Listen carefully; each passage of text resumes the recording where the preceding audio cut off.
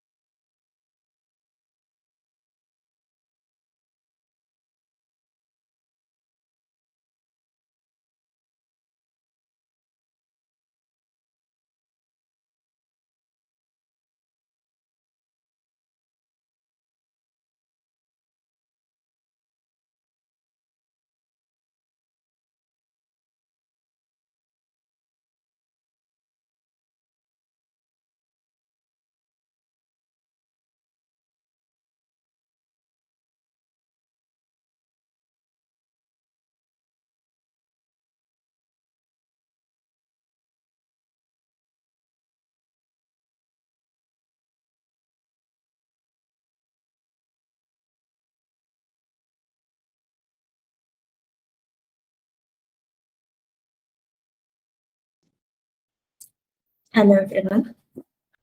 Um, we will wait for a 5 minutes for join more attendees. So we'll start in a 5 minutes. Welcome, Gaurav. Thank you. Thank you for the introduction.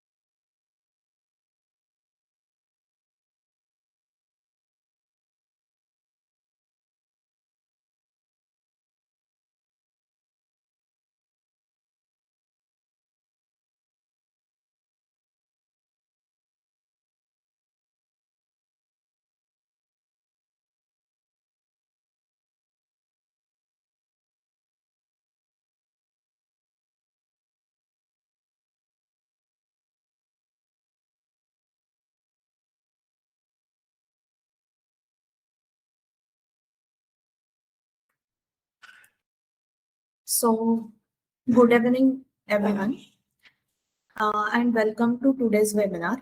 It's pleasure to introduce our speaker, Mr. Gaurav Anu, sales head at 5H HRMS. He specializes in helping organizations transform their HR process through innovative HRMS solutions.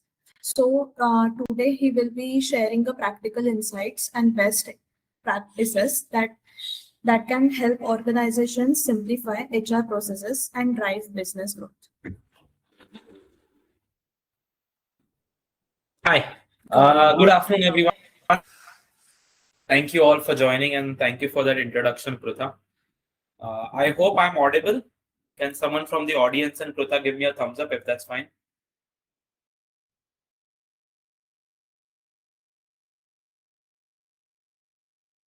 All right. Perfect. So today's session is, as you can see, the topic, it's about how to calculate and demonstrate HRMS. Right?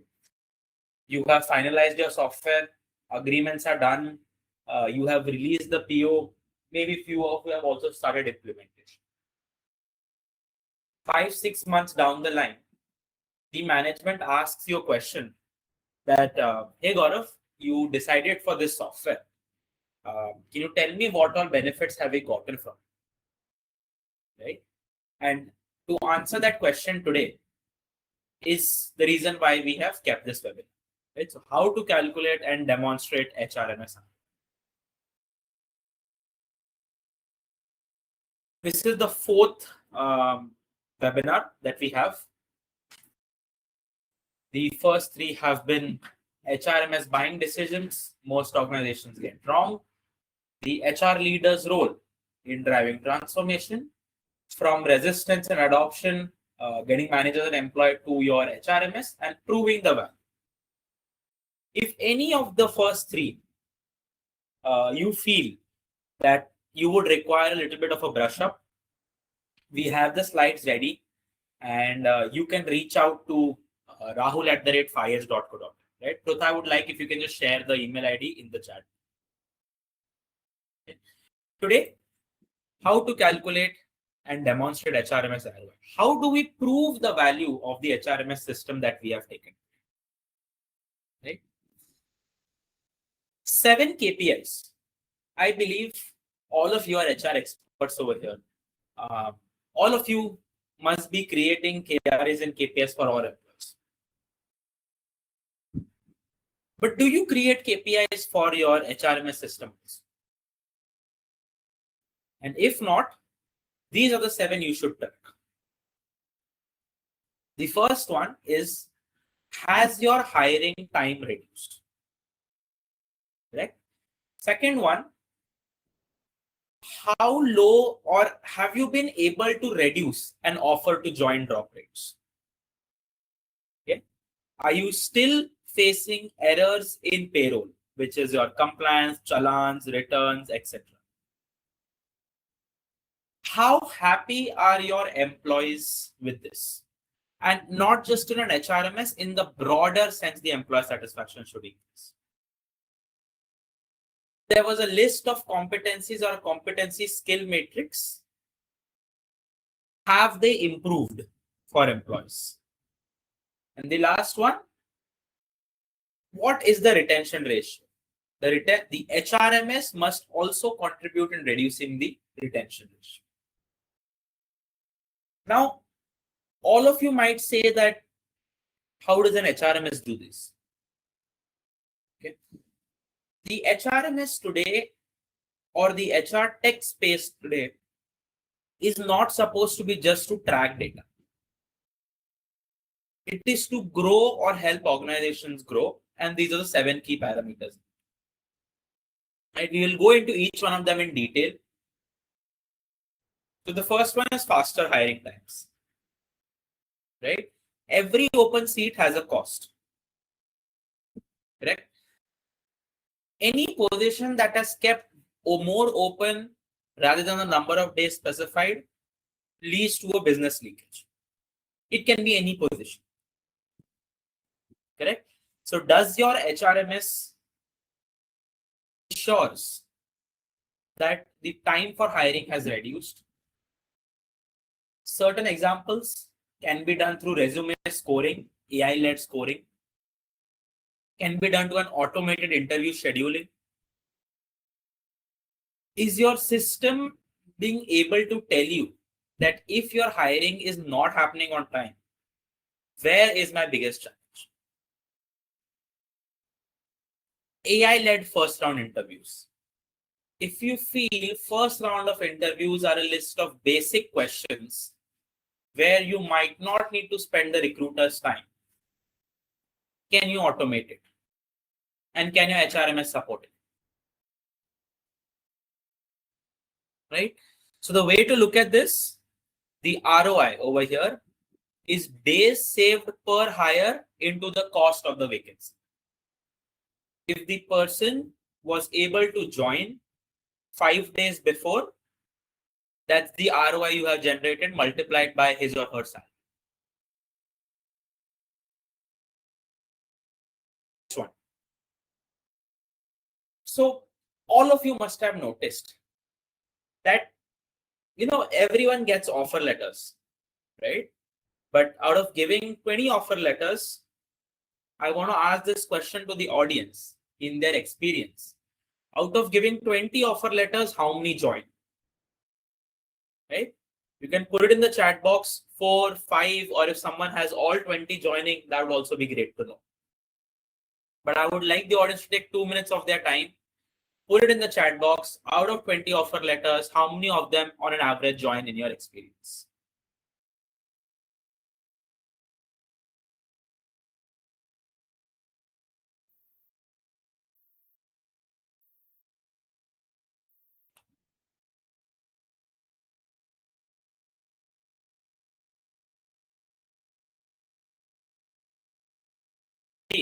All right, I think that's a great number by Apurva. Apurva, why do you think the remaining 5 left?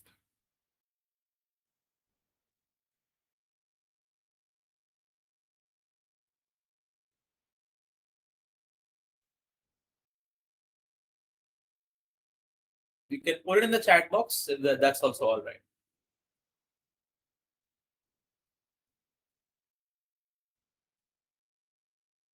All right.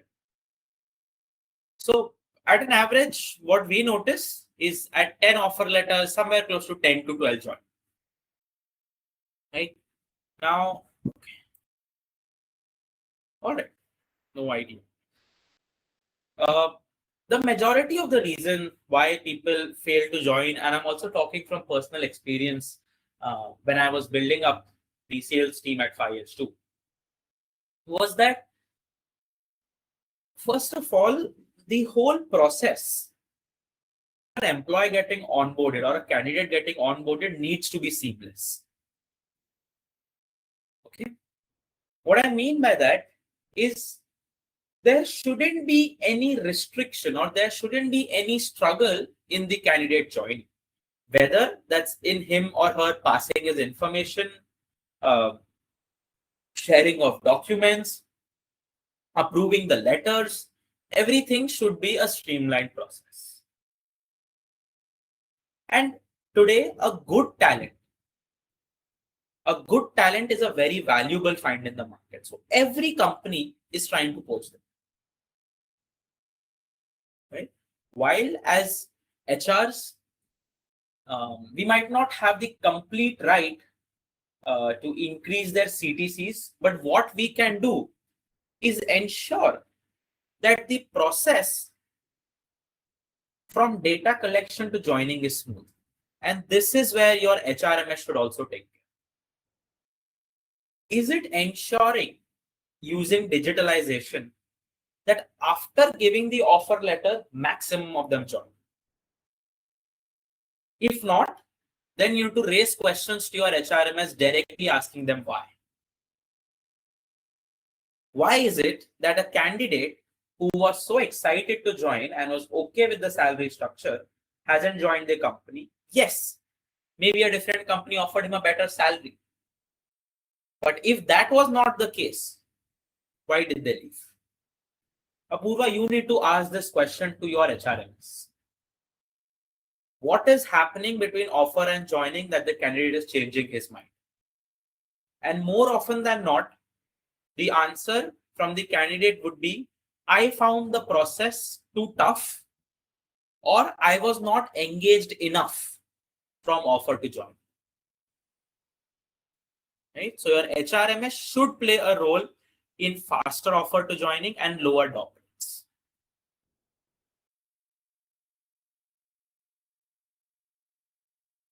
This is something that there's a key of an HRMS: attendance to salary. After implementing an HRMS, it's a point blank question that needs to be asked. The HR team took X days process or gather the attendance and process the salary. Has that become X by 2 or X by 3 after implementing the HRMS? If not,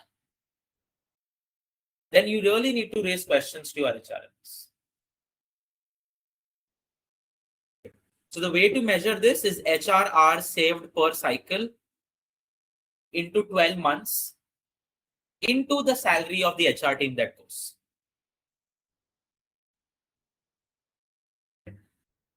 All of your delays that happen for attendance to take time or salary to get processed longer than it should is because of your mail-based approvals. It's because the data is not getting captured by the biometric, or if you are dealing with staff who are continuously outside and you want their attendance at the end of the month, that's again a bottleneck. You should get their attendance daily, either through a mobile app or geofencing. Your HRMS should help you.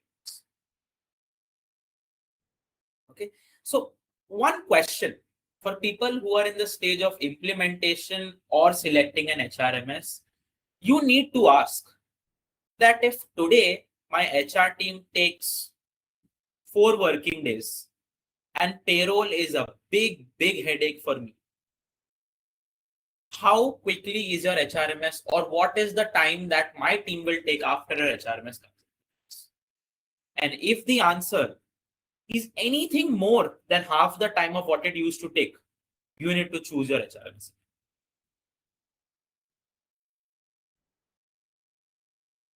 Okay. Payroll, again, it is something which over the recent times, whenever I reach out to my clients or prospective clients in the month end, most of them are struggling with payroll, right?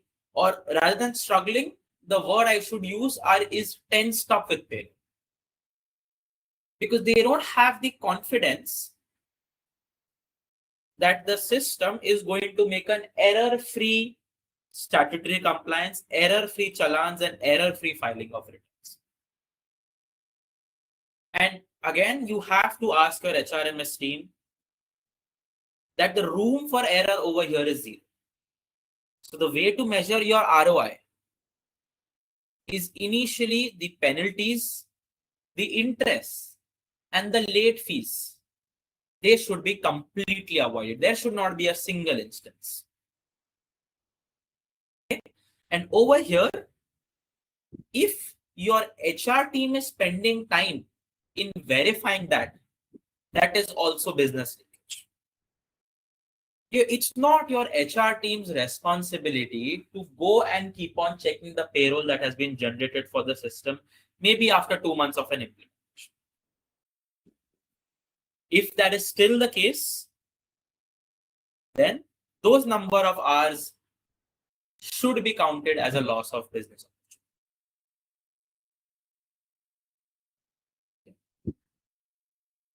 Very important, satisfaction, employee satisfaction.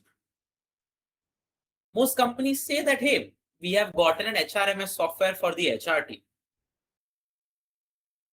But an HRMS software is for the company.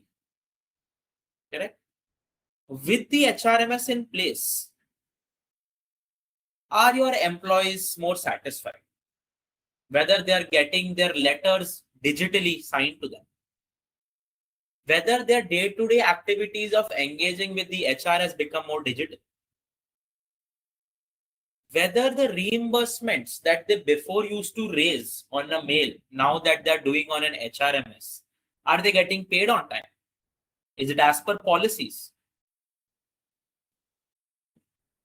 Just because your HRMS today has an employee concern, are the employee concerns getting resolved?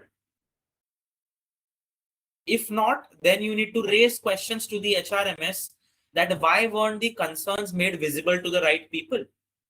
Because if it was made visible to the right people in the company, they would definitely take action.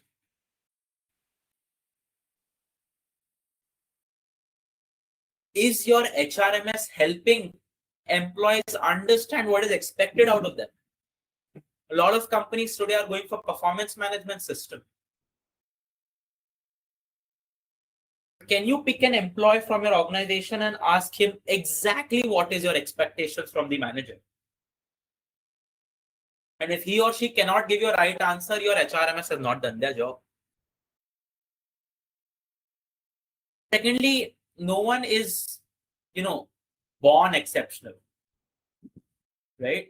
People need to be told that this is where you're making a mistake and they need to correct it.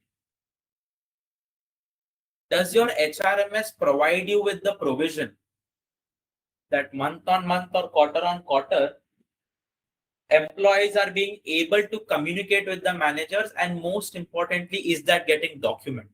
If that is not getting documented today on the HRMS, you need to ask questions. Why is it that despite implementing a performance management system, my employees' performance is not increasing?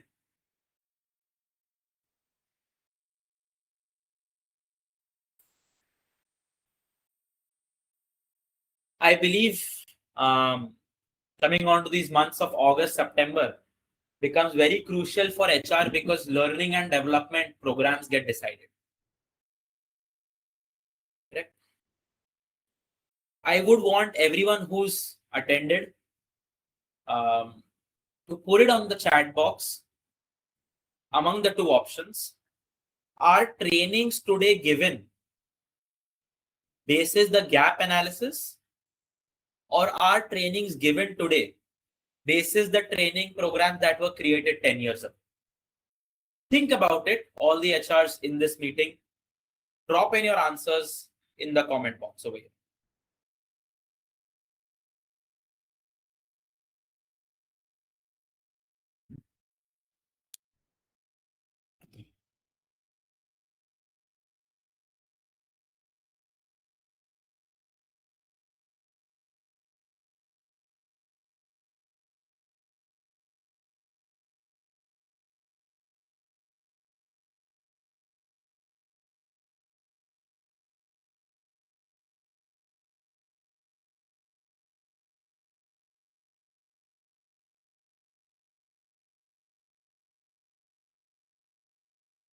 Okay. So for those who would not be able to put it on chat box, just hear it out. If your answer was the first one, that today programs are getting created basis the gaps, I want you to think about and ask your HRMS, is it being able to increase or bridge those gaps after those programs? Or at least give you a tool wherein you can track if the gap has been bridged, yes or no. For the people who are on the second option, that yes, programs are given, this is a decade-old repository of programs. Why is it that a human resource management system is not telling you where the gaps are? Why is it not telling you that, hey, this is the gap that I found out across 20 employees and you need to create a training for it? So if you have an HRMS implemented, the ROI should be the competency scores are rising cycle over cycle.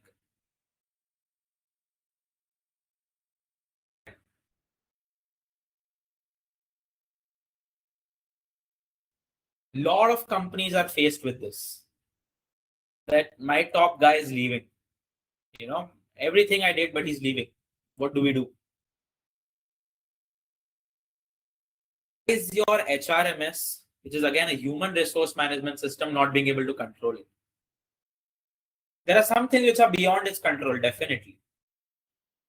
But one thing your HRMS should do, and you should ask these questions, is increments which are given, still are they given basis manager bias? If you implemented a performance management system, why are your increments not given basis on performance, and why are they given on what the manager decides?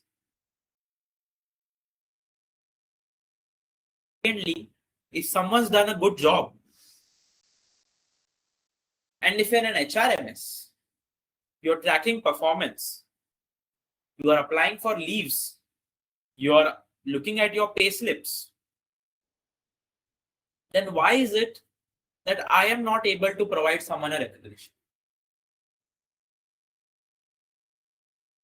If I feel that people need to know about this, that someone from my team has done a good job, why can I not put it on an HRMS?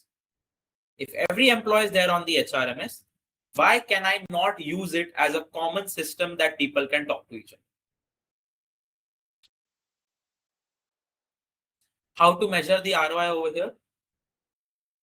A top performer, if they leave, let's say it takes you 30 days to hire. Those 30 days are lost. After 30 days, you need to train them for maybe 2 months, making it 90 days. So 90 days that was lost where a top performer could have done his job. So 90 days into their salary. That is your ROI calculation from an HRMS. Right? Now, everyone has KRAs and KPIs over here. Most companies I have seen are also transitioning to having objective KRAs and KPIs. The next question that I understand can come from the audience is that, Gaurav, you mentioned about these 7 techniques about the ROI. How do I put a number to it? Right? I cannot just say the HRMS gave me an ROI. How do I put a number to it? Annual gains minus total cost of ownership divided by the total cost of ownership into 100 is your ROI percentage. Correct? Annual gains. How do I measure the gains? As a summary, how much of your time HR and recruiters have been saved?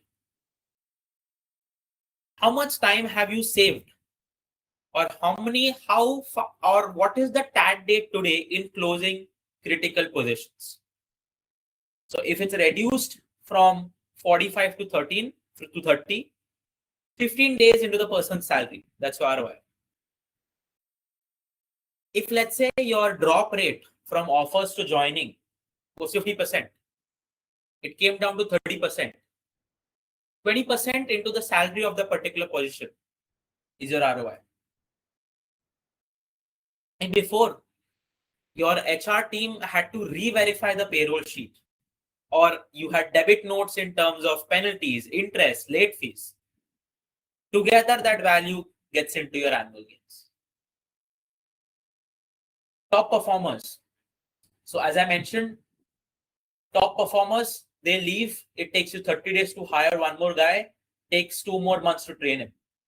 90 days into your top performer's salary, if you're able to retain him, that's again an ROI or annual gains. And the last one, the increase in the competency levels. So if before you used to create programs with a 0% increase in competency skills, and now you're creating programs with a 25% increase in competency skills, then the amount that you spend on that training gets added to your annual gains. Right? Total cost of ownerships, subscription license fees, implementation costs, data migration costs, training, change management, and the time of the team. Because your team had to spend additional time rather than doing their other activities in learning and implementing and training people about the HR. So that also gets counted in the total cost of ownership. And using this, you're able to identify an HRMS ROI percentage.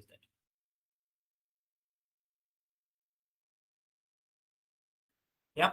So on the screen, I just have the 6 metrics that make our case. I would want the attendees to put in what do they think are the most important metric for them. I think it's a critical question. I would like the audience to participate. Among the 6, which one do you think can create maximum difference to the HRMS ROI?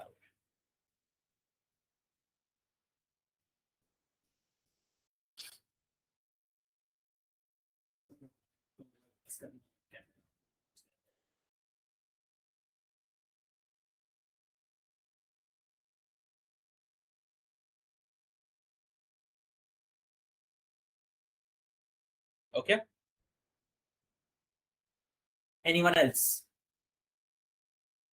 Let me start taking names from the attendees. Akash, how about you? What do you think among the 6 make the most maximum difference?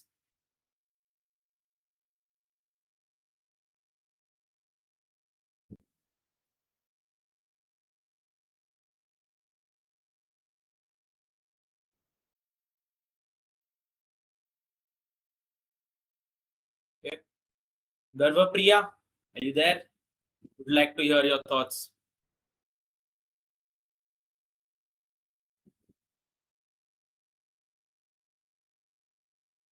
Okay. No worries. I am sure that you all have your answers. And the takeaway from this should be that not just the one which you feel has the massive impact, you should ask all of these 6 questions. And we will be sharing this presentation, but if you want to take a screenshot, please feel free to do so. I want you to ask or track from today onwards that today, this is my time to hire, this is my offer to join. Rate, payroll cycle time, compliance errors, employee NPF, and top performer attrition. And in a period of 3 to 4 months from now, I want you to revisit that sheet with your HRMS vendor and see what all differences have been made.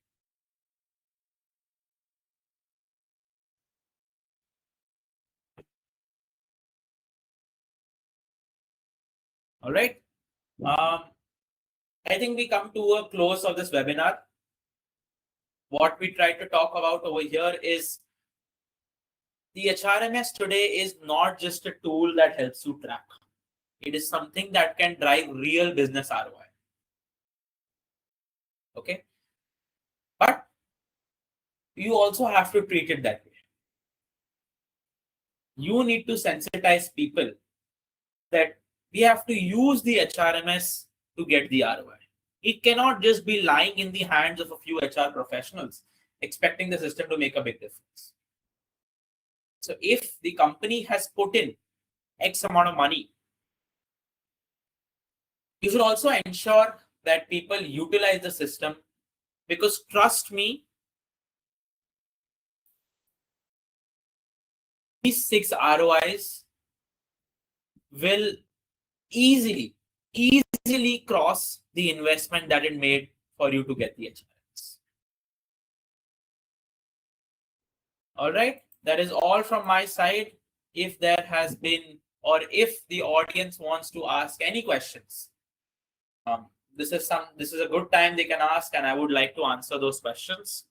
Or if you feel that you want to reach out to us personally, I would recommend Prutha to add Rahul's number and email in the chat. I think number has already been added. Email has already been added. Prutha, please add Rahul's number also in the chat. So if the team feels this is not the right platform to raise questions, they can do so by personally contacting Rahul or sending us an email. All right. Thank you. Thank you everyone for joining. Prutha, if there are any closing remarks, we can have that and conclude this webinar. And see you again for the next time, which is on the 5th topic. Before I let you guys go, let me just talk about what the 5th topic is going to be. Why great HRMS projects are built on stakeholder alignment. So if you're truly wanting to get an HRMS in place, which is going to provide great value to you, how should the stakeholders be aligned? That's going to be a topic of discussion for the next webinar. We have some questions. All right. Thank you. Thank you so much, Apurva. Thank you everyone for joining. See you again.